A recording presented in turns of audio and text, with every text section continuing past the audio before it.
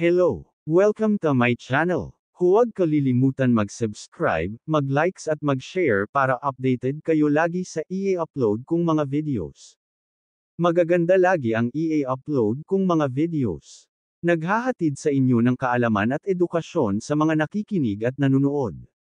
Marami kayong matututunan dito. Ang pag-uusapan natin ngayon ay tungkol sa isang dating Bureau of Customs Director na binawian ng lisensya sa pagkaabogado ng Korte Suprema. Supreme Court disbars former Bureau of Customs Director. Ipinag-utos ng Korte Suprema ang disbarment ng isang abogado na ginamit ang kanyang posisyon bilang direktor ng Bureau of Customs sa isang detalyadong pamamaraan ng pagpapanggap na nagbebenta ng sasakyan na kinumpiska ng Bureau. Sinabi na si Attorney George Monroy ay napatunayang nagkasala ng paglabag sa Canon 2, Seksyon 1, 2, at 28 ng Code of Professional Responsibility and Accountability, CPRA, at nadisbar sa pagsasagawa ng batas pagkatapos niyang maling representasyon na ang kanyang posisyon bilang Director 3 ng Bureau of Customs, BOC, Financial Services ang may partikular na autoridad na magbenta ng mga sasakyang nasamsam ng ahensya. Iniutos ng korte na tanggalin ang pangalan ni Monroy sa Roll of Attorneys. Pinagmulta rin ito si Monroy sa halagang 20,000 Philippine pesos dahil sa kanyang hindi pagsunod sa utos ng Integrated Bar of the Philippines. Noong Hulyo taong 2000, nag-alok si Monroy na ibenta sa nagrereklamong si Julieta Ko, complainant, sa halagang 1.4 milyon pesos ang isang Toyota Land Cruiser na kabilang sa mga sasakyang nakumpiska ng BOC. Tiniyak ni Monroy sa nagrereklamo na legal ang transaksyon at ibibigay ang mga opisyal na resibo. Ang nagrereklamo, nakilala si Monroy mula noong high school bilang isang pinagkakatiwalaang kaibigan ng pamilya, ay nakumbinsi na magpatuloy sa pagbili ng sasakyan. Noong ika-18 ng Hulyo taong 2000, binigyan ng nagrereklamo si Monroy ng tseke para sa 150,000 pesos, na maaaring bayaran sa cash. Pagkaraan ng 3 araw, ipinaalam ni Monroy sa nagrereklamo na handa na ang sasakyan para sa paghahatid. Inihanda ng nagrereklamo ang tseke ng manager para sa balanseng 1,250,000 pesos ngunit iginiit ni Monroy ang pagbabayad ng cash, na personal niyang natanggap sa kanyang opisina.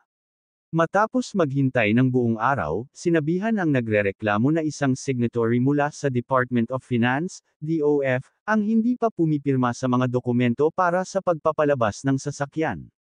Bumalik ang nagrereklamo sa opisina ni Monroy noong ika-24 ng Hulyo taong 2000, ngunit sinabihan ni Monroy na kulang pa ang pirma ng opisyal ng DOF.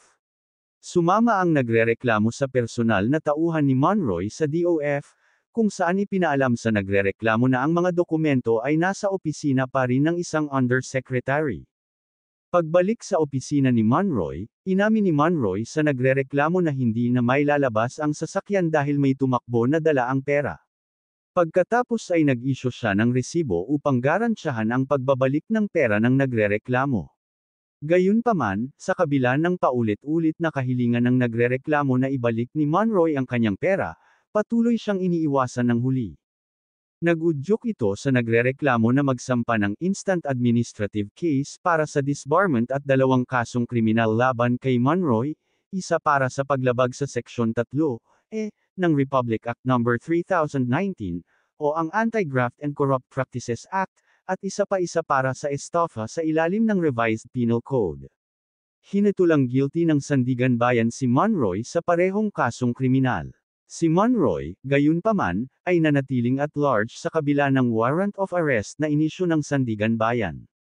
Sa pagdisbar kay Monroy dahil sa paglabag sa Canon 2, Seksyon 1, 2, at 28 ng CPRA, binigyang diin ng korte na ang pagiging miyembro sa bar ay isang pribilehiyong nabibigatan ng patuloy na mga kinakailangan.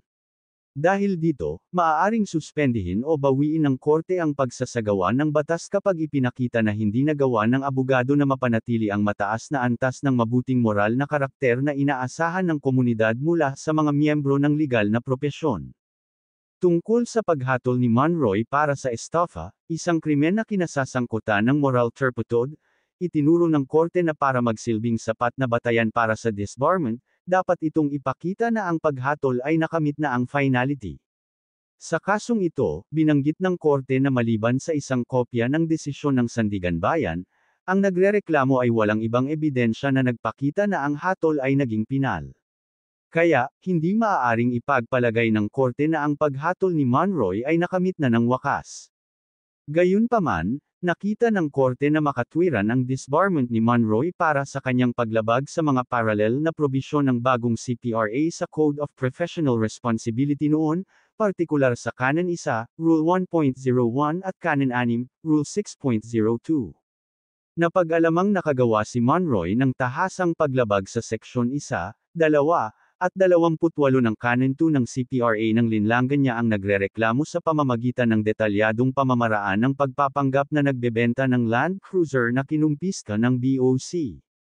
Itinuro ng korte na ginamit ni Monroy ang kanyang posisyon bilang isang BOC director para ipakitang lihitimo ang transaksyon sa pamamagitan ng maling pagrepresente sa nagrereklamo na ang kanyang posisyon sa BOC ay may partikular na awtoridad na magbenta ng mga sasakyan na kinuha ng ahensya.